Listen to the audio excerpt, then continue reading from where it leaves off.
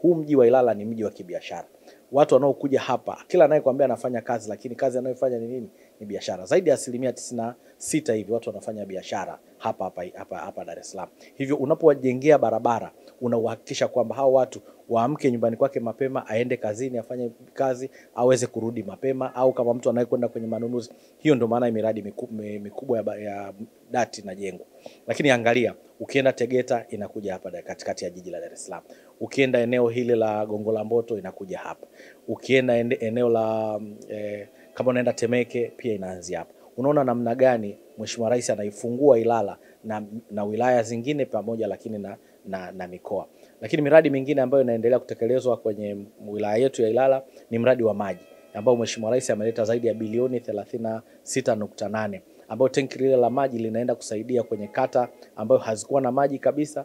Maana yake kata za Kivule, Kitunda, Msongola, Chanika, Buyuni, Kipunguni, hizi zote zinaenda kuwekwa mifumo ya maji na kuhakikisha kwamba maji yanapatikana. Lakini zipo kata ambazo tayari zina mifumo ya maji, lakini upatikanaji wa maji ulikuwa mdogo sana. Kata hizi ambazo ziko kwenye jimbo la Segerea, eneo la Tabata yenyewe, Segerea, Kinyerezi, Bonyokwa, Kisukuru, hizi kata zote hizi zinaenda kupata haya maji kwa sababu sasa upatikanaji wa maji utakuwa kwa urahisi zaidi. Lakini pia kwenye eneo hilo la Dawasa, Mheshimiwa Rais ametoa zaidi ya bilioni 15 ambao ameenda kununua pampu ya kusaidia kusukuma maji kutoka Ruvu Juu, ambaye ndio inaenda kusaidia upatikanaji wa maji katika jiji la Dar es Salaam.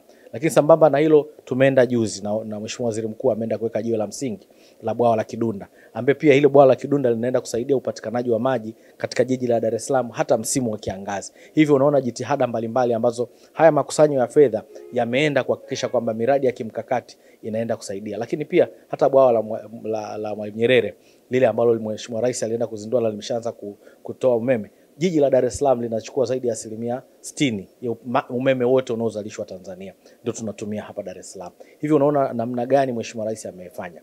Lakini ukija kwenye halmashauri yetu ya jiji la Dar es Salaam, zaidi ya bilioni 317 ambazo tumezipata. Tunajenga shule leo hii za ghorofa. Ukienda kwenye wilaya ya Ilala ziko shule za ghorofa 8 zinajengwa na ziko katika hatua mbalimbali. Ukienda hapo Mnazi Mmoja tunajenga shule ya ghorofa. Ukienda Jangwani kuna shule ya ghorofa inajengwa. Ukienda hapa Mchikichini tunaanza kujenga shule nyingine ya ghorofa. Ukienda Liwiti zinajengwa shule 2 pale za ghorofa. Ukienda Kipawa pale tunajenga shule ya ghorofa. Ukienda Ukonga tunajenga shule ya ghorofa. Ukienda Kitunda Relini tunaenda kujenga shule ya ghorofa ya bilioni 4. Unaona namna gani shule hizi zinajengwa. Lakini ukienda kwenye shule za msingi kuna zaidi ya bilioni 20 ambazo tumepata kwenye shule ya msingi. Ukienda Diamond pale tunajenga shule ya ghorofa. Ukienda Olympia tunajenga shule ya ghorofa. Lakini ukiachana pia ukarabati wa mashule mbalimbali.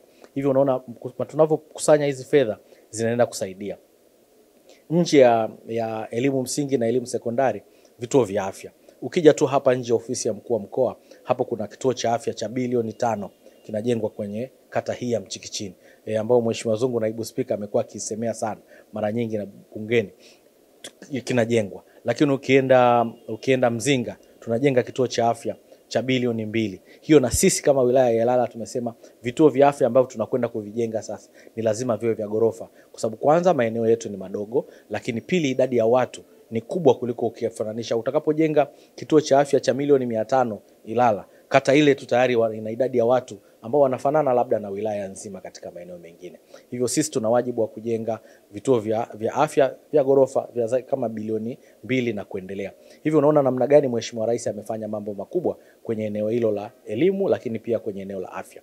Lakini ukienda kwenye miradi ya miundombinu ya barabara na nini, kwenye ndugu zetu wa TANROADS, fedha nyingi ameendelea kuzitoa kwenye TANROADS. Ukiangalia barabara ya Chanika kuunga na Temeke tunaendelea kujenga kwa kiwango cha lami.